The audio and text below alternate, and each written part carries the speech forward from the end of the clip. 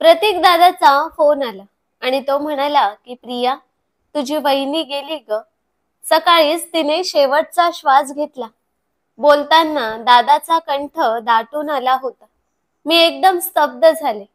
कधी ना कधी ही बातमी ऐकायला मिळणार हे मला माहीत होतंच. वहिनीला ब्लड कॅन्सर झाला होता हे कळल्यापासूनच मनात सतत एक अनाम भीती वाटत होती. डॉक्टरांनी आधीच सांगितलं होतं की कधीही काहीही होऊ शकतं. मी रोज देवाकडे तिच्यासाठी प्रार्थना करत होते की देवा, तिला आणखी थोडं आयुष्य दे. पण देवाने ती प्रार्थना ऐकली नाही. वहिनीचं वय फक्त 30च्या आसपासचं होतं. हे वय मरायचं असतं का? अजून खूप आयुष्य तिच्या समोर होतं. लहान मुलांना डोळ्यासमोर आणून माझा हुंदका अनावर झाला. मेंदू सुन्न झाल्यासारखं वाटलं. हातापायातली सगळी शक्ती कोणी ओढून घेतल्यासारखं जाणवलं. पण काहीही झालं तरी मला दादाकडे जायचंच होतं. त्याला धीर देणं ही माझी जबाबदारी होती. मी पटकन बॅग भरली आणि घरच्यांना फोन करून कल्पना दिली आणि निघाले. माझ्या सासरचे सगळे कुटुंब देवदर्शनासाठी खूप लांब गेलेलं होतं. पण माझी तब्येत ठीक नव्हती म्हणून मी त्यांच्या सोबत गेले नाही. कदाचित देवालाही हे माहीत असावं की माझी आणि वहिनीची शेवटची भेट व्हावी. म्हणूनच त्यांनी मलाही त्यांच्या सोबत पाठवलं नाही. इथेच घरी थांबवलं. कपाट उघडताना मला वहिनीने दिलेली चंद्रकोर पैठणी दिसली. ती साडी पाहताच जुन्या आठवणी डोळ्यांसमोर तरळू लागल्या. एकदा दादाला कामानिमित्त मुंबईला जावं लागणार होतं आणि वहिनीही त्याच्या सोबत जाणार होती, कारण तिलाही मुंबई पाहायची होती. ते दोघं जाणार म्हणून मी पण त्यांच्या मागे लागले. त्यावेळी माझं लग्न झालेलं नव्हतं. मग दादा आणि वहिनी मला हसत हसत सोबत घेऊन गेले. दादाचं काम झाल्यावर आम्ही एक दिवस मुंबई फिरायला गेलो. नंतर आईसाठी आणि सगळ्यांसाठी कपडे घ्यायला एका कपड्याच्या दुकानात गेलो. आईसाठी एक छान साडी, माझ्यासाठी 2 ड्रेस घेतले. वहिनीला एक चंद्रकोर पैठणी खूपच आवडली होती. पण ती थोडी महाग होती म्हणून वहिनी म्हणाली की साधीच एखादी घेते. पण दादा हसून म्हणाला, असू दे, हे माझ्या पॉकेटातून जातंय, तुझ्याकडचं नाही. असंच हसत खेळत त्या दिवशी दादाने ती चंद्रकोर पैठणी वहिनीसाठी घेतली. मी तेव्हा थोडी अल्लड होते. मला वाटलं की वहिनीसाठी एवढी महाग साडी घेतली आणि मला फक्त ड्रेस दिले, म्हणून मी थोडीशी नाराज झाले होते. मी घरी गेल्यावर आईकडे वहिनीची तक्रार केली की वहिनीने मला तिच्यासारखी साडी का नाही घेतली. आणि मग काय, जणू काही आगीत तेल ओतल्यासारखं झालं. प्रतीक दादा कामावरून घरी येताच आईने लगेच त्याच्या समोर कुरकुर सुरू केली. अरे प्रतीक, स्वतःची नाही तर बहिणीच्या मनाची तरी लाज ठेव. अगं आई, आता मी काय केलंय? काय केलं म्हणजे काय? आता करून सवरून म्हणतोयस की मी काय केलंय? अरे तुझ्या बायकोसाठी 3,000ची चंद्रकोर पैठणी आणलीस आणि प्रियासाठी फक्त 2 ड्रेस. तिचंही आता वय साड्या घालायचं आहे. 2-4 वर्षात तिचं लग्न करायचं आहे. मग तुम्हा दोघांना एवढंही समजत नाही का की तिलाही वहिनीसारखी साडी घ्यायला हवी होती? आई, मी तिला भारी ड्रेस घेऊन दिलेत की. बायकोसाठी घेतलं म्हटलं की तुला वाटतं माझ्याकडे पैसे आहेत आणि तुम्हा दोघींसाठी घ्यायचं म्हटलं की सुरू होते तुझी कुरकुर. अगं आई, एवढ्या लवकर साड्या कशाला घ्यायच्या तिला? म्हणूनच तिला 2 चांगले ड्रेस घेतले आहेत. मग आई म्हणायला लागली की तुझे बाबा होते तेव्हा त्यांनी माझी खूप हौस मौज केली आणि आता आम्हाला तुझ्या भरोशावर राहावं लागतंय. तू जसं राहायला लावशील तसं आम्हाला राहावं लागणार बाळा. प्रतीक दादा काहीच बोलला नाही. आई बराच वेळ बडबड करत राहिली. त्या सगळ्या गोंधळात वहिनी उठली आणि तिने ती चंद्रकोर पैठणी आईच्या मांडीवर ठेवत शांतपणे म्हणाली की आई, ही पैठणी आपण प्रियाच्या लग्नात देऊ. ती त्यात खूप सुंदर दिसेल. पण आईने त्याकडे रागाने पाहिलं आणि ती पैठणी रागात फरशीवर फेकून दिली. नको आम्हाला ही पैठणी. आम्ही काय या साडीशिवाय मेलो असतो का? इतकाच पुळका होता तर आधीच दोघींना सारख्याच पैठण्या घेऊन यायच्या ना. आता हा देखावा कशासाठी? ही साडी तुझ्याकडेच राहू दे. असं म्हणून आई मुद्दाम मोठमोठ्याने रडायला लागली. तुझे बाबा मला राणीसारखं ठेवायचे आणि आता आम्हा दोघींना, मला आणि माझ्या मुलीला तुमच्या तालावर नाचावं लागतंय. खूप वेळ ती साडी तशीच तिथे पडून होती. शेवटी वहिनीने ती हळूच उचलली आणि नीट घडी घालून परत कपाटात ठेवून दिली. नंतर माझ्या चुलत भावाचं लग्न होतं. त्यासाठी वहिनी हीच चंद्रकोर पैठणी घालणार होती. कारण प्रतीक दादा तिला नेहमीच विचारायचा की मी घेतलेली चंद्रकोर पैठणी का घालत नाहीस? वहिनी हसायची आणि म्हणायची की वेळ आल्यावर नक्कीच घालेल. म्हणूनच तिने त्या लग्नासाठी ती पैठणी घालायचं ठरवलं आणि प्रत्यक्षात घातली सुद्धा. सगळे लग्नाला जायला सज्ज झाले होते. निळ्या रंगाच्या त्या चंद्रकोर पैठणीत वहिनी अगदी देवी लक्ष्मीचं रूप वाटत होती. मग बाहेर जाताना आईने दादाला सांगितलं की अरे, असले कसले कपडे घालून आलायस तू? अगं आई, काय झालं आता या कपड्यांना? डाग आहे पाठीमागे कुठेतरी. हो ग, मी पाहिलंच नाही. अरे, लक्ष कुठे असतं तुझं? लोक काय म्हणतील? बायको कशी अप्सरेसारखी नटून आली आहे आणि तिचा नवरा कुठल्या कळकुट्या कपड्यात लग्नाला आलाय. आईचं हे बोलणं ऐकताच दादा आणि वहिनी दोघही परत घरात जातात. वहिनी आपली पैठणी बदलते आणि दुसरी साधी साडी घालते. दादाही दुसरे कपडे घालून बाहेर येतो. समोर पाहतो तर वहिनीने ती सुंदर चंद्रकोर पैठणी काढून दुसरीच साडी घातलेली असते. अगं, तू त्या पैठणीमध्ये इतकी सुंदर दिसत होतीस, का बदललीस साडी? अहो, त्या साडीत खूप उकडत होतं म्हणून काढली. पण दादाला समजलं होतं की वहिनीने साडी आईच्या बोलण्यामुळेच बदलली होती आणि आईसमोर त्याचं काहीच चालत नव्हतं. त्या दिवसानंतर वहिनीने ती चंद्रकोर पैठणी कधीच घातली नाही. पण दरवर्षी ती साडी नीट धुवून व्यवस्थित कपुराची पूड घालून कपाटात ठेवायची. मला समजत होतं की आईचं बोलणं वहिनीला आतून लागलेलं होतं. वडिलांच्या अचानक निधनामुळे आई खूप चिडचिड करत होती आणि ती सगळी खंत वहिनीवर काढत होती. ती तिला खूप कठोरपणे वागवत होती. आणखी दुःखाचं म्हणजे मी सुद्धा कधी कधी नकळत वहिनीच्या गोष्टी आईला सांगायची. मी लहान होते त्यामुळे दादा माझ्यावर खूप लाड करत असे. मला वडिलांची उणीव जाणवू नये म्हणून तो प्रयत्न करत होता. पण आईला सतत वाटायचं की आम्ही दोघीही दादाच्या आश्रयावर आहोत आणि त्यामुळे ती त्याला सतत टोचून बोलायची. त्याचं खोटं खोटं वागणं, बायकोचं सतत कौतुक करणं आणि आपल्या बहिणीकडे दुर्लक्ष करणं, या सगळ्यामुळे आईचा राग त्याच्यावर वाढत गेला. दादा मात्र हे सगळं निमूटपणे सहन करत होता. त्याचा एक फोटो स्टुडिओ होता. त्यातून त्याला बऱ्यापैकी पैसे मिळायचे. त्यात तो घराचा पूर्ण खर्च भागवत होता. हे खरंय, पण कधी कधी काटकसरीने वागलं तरी महिना अखेर पैसे अपुरेच पडायचे. एकदा दिवाळीला दादाकडे पैसे नव्हते.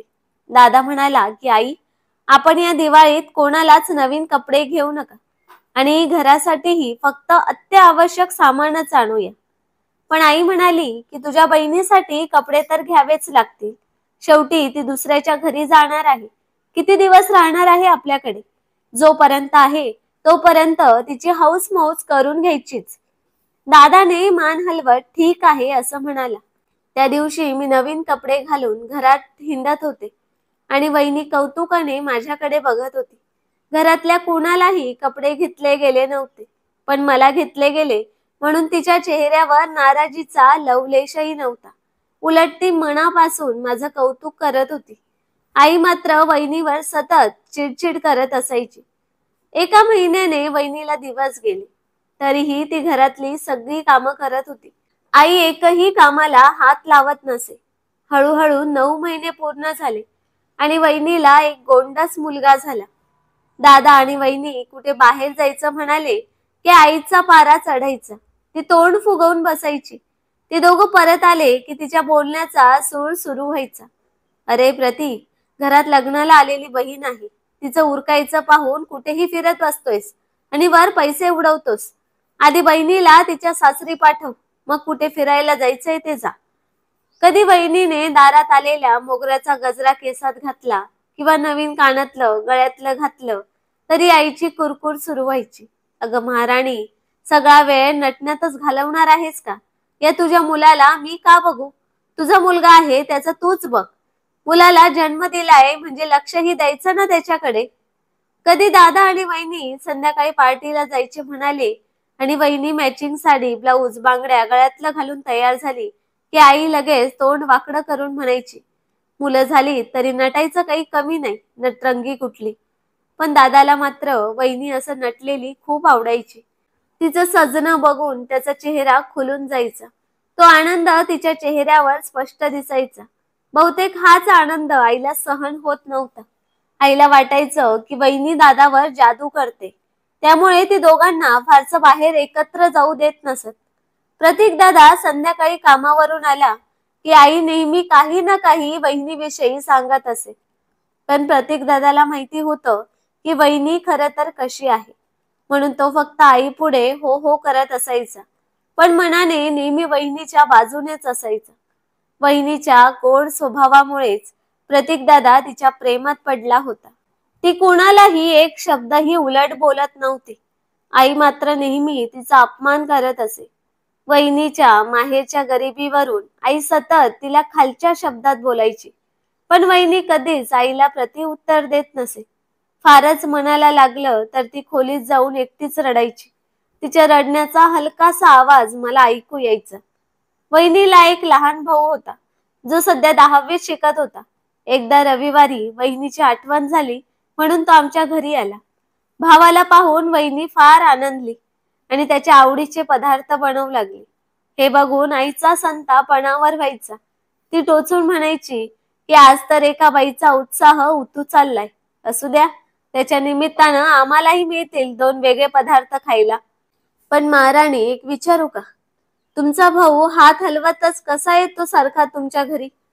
बहिणीकडे येताना मोकळ्या हाताने येऊ नये हे त्याला कळत नाही का? एखादी छोटीशी भेटवस्तू तरी आणावी. त्यावर वहिनी हळू आवाजात म्हणायची की आई, तो अजून शिकतो आहे. मोठा झाला की नक्की आणेल काहीतरी. आई लगेच म्हणायची की लहान आहे म्हणून काय झालं? दुकानात 1 रुपयापासून वस्तू मिळतात. एखादं चॉकलेट किंवा बिस्किटचा पुडाच तरी आणावा. एवढंही जमत नाही त्याला. दळभद्री कुठला. दळभद्री आहे म्हणल्यावर त्याला रीतभात काय कळणार? अशा वेळी वहिनीला अश्रू आवरत नसे. पुढे 4-5 वर्षांनी माझं लग्न झालं. सासरची माणसं खूप चांगली आणि सुस्थित होती. प्रतीक दादानेही माझं लग्न खूप थाटामाटात लावलं. नवरा सरकारी नोकरीला होता आणि त्यांना हुंडा किंवा मानपान काहीच नको होतं. म्हणून हे लग्न ठरवल्या गेलं. माझी पाठवणी करताना वहिनीने तिच्या कपाटातून ती चंद्रकोर पैठणी काढली आणि माझ्या बॅगेत ठेवली. म्हणाली की ही माझी छोटीशी आठवण म्हणून घे.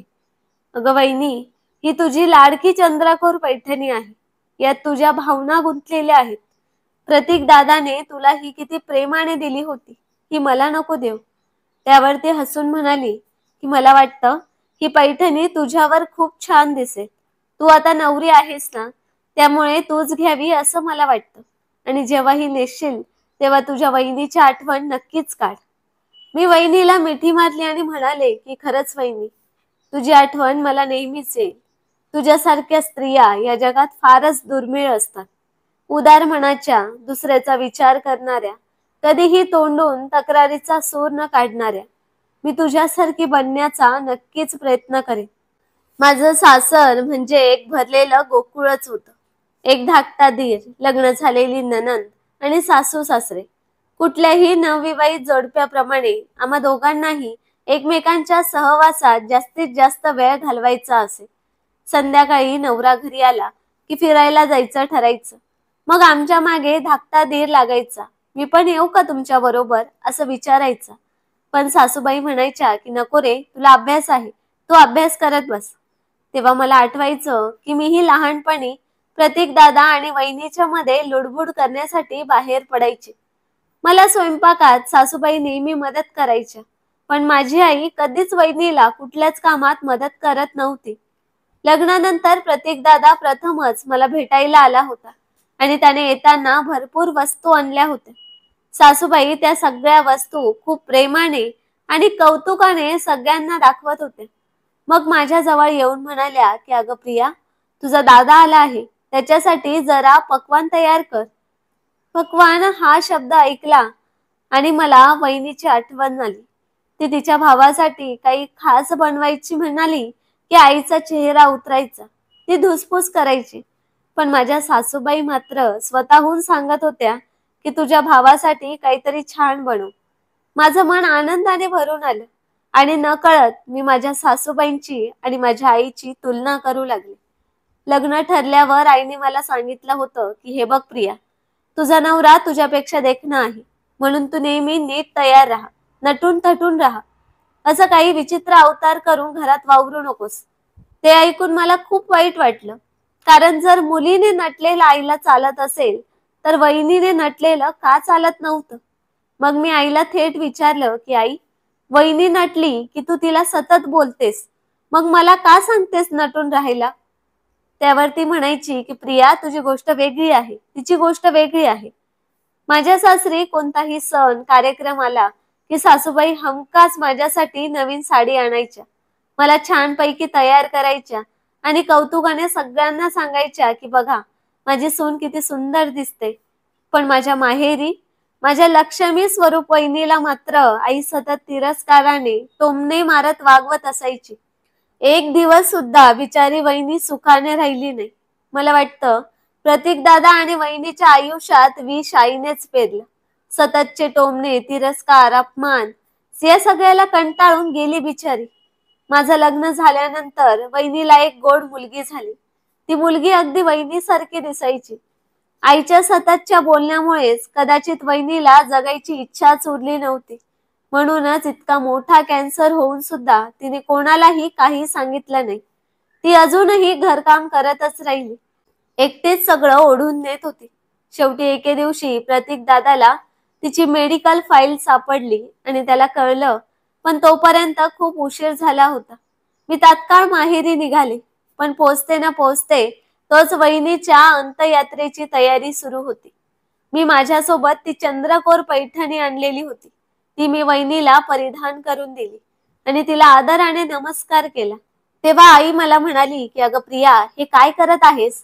एवढी सुंदर पैठणी आहे, तिला कशाला घातलीस? क्षणात राख रांगोळी होईल तिची. मी शांतपणे पण ठामपणे म्हणाले की होऊ दे, पण ही पैठणी तिच्यावर शोभून दिसते, ती तिची आहे. माझ्या डोळ्यांसमोर तिचं नववधूसारखं रूप दिसत होतं. सुंदर चेहरा, ओठांवर हसू, डोळ्यात नव्या संसाराचे स्वप्न. तेरडी उचलताना आई मोठ्याने रडत होती, पण तिच्या रडण्यात मला आपलेपणा नव्हता जाणवत. प्रतीक दादा तर जणू एखाद्या दगडासारखा शांत आणि सुन्न झाला होता. दोन्ही मुलं आईकडे बघत होती. मोठ्या मुलाला थोडीफार समज असल्यामुळे तो रडत होता आणि 3 वर्षांची ती चिमुकली फक्त इकडे तिकडे पाहत होती, कारण तिला अजून काहीच समजत नव्हतं. मी पटकन तिला उचलून घेतलं आणि दहनविधी उरकून घरी आलो. तेव्हा मी प्रतीक दादाला म्हणाले की दादा, हा मुलगा मोठा आहे, त्यामुळे तू त्याला हॉस्टेलला ठेव, त्याचं शिक्षण व्यवस्थित सुरू राहील, पण त्याला आईपाशी अजिबात ठेवू नकोस. आणि ही तुझी छोटी चिमुकली, तिला मी माझ्यासोबत घेऊन जाणार आहे. मी तिला वाढवेन, सांभाळेन, लहानाची मोठी करेन आणि तू कधी म्हणशील तेव्हा तू तिला परत घेऊन जाऊ शकतोस. त्यावर आई म्हणाली की अगं प्रिया, हे काय बोलतेस तू? कशाला उगाच त्रास करून घेतेस हिला नेऊन? अगं आई, मला कसला त्रास होणार हिच्यामुळे? उलट ही इथं राहिली तर तूच तिचं जीवन नरक करशील. मी ठामपणे उत्तर दिलं. आणखी तुझ्या सासूला काय वाटेल? तुझ्या सासरची माणसं काय म्हणतील? काहीच म्हणणार नाहीत. मी ठामपणे सांगितलं की माझी सासू तर एवढी चांगली आहे की मी घेतलेल्या निर्णयावर ती मला शाबासकीच देईल. ती आणि सासरचे सगळे नेहमीच माझ्या पाठीशी उभे असतात. मी मनातच म्हणाले की वहिनी, तू वरून बघत असशील ना, तुझी ही लेक मी माझ्यासोबत घेऊन चालली आहे. तुझ्या आठवणीचा हा अनमोल ठेवा मी जपेन. मी तिला वाढवेन, प्रेमाने जपून, कारण ती तुझ्या संस्कारांनी घडलेली आहे आणि तुझं रूप, तुझं हसू, तुझं शांत सौंदर्य, ते सगळं मला तिच्यात दिसतं. तू निश्चिंत राहा. तर मित्रांनो, कशी वाटली तुम्हाला ही कथा? मला कमेंट करून नक्कीच सांगा. आणि कथा आवडली असेल तर व्हिडिओला लाईक, शेअर नक्की करा आणि या चॅनलला सबस्क्राईब करायचं अजिबात विसरू नका. धन्यवाद.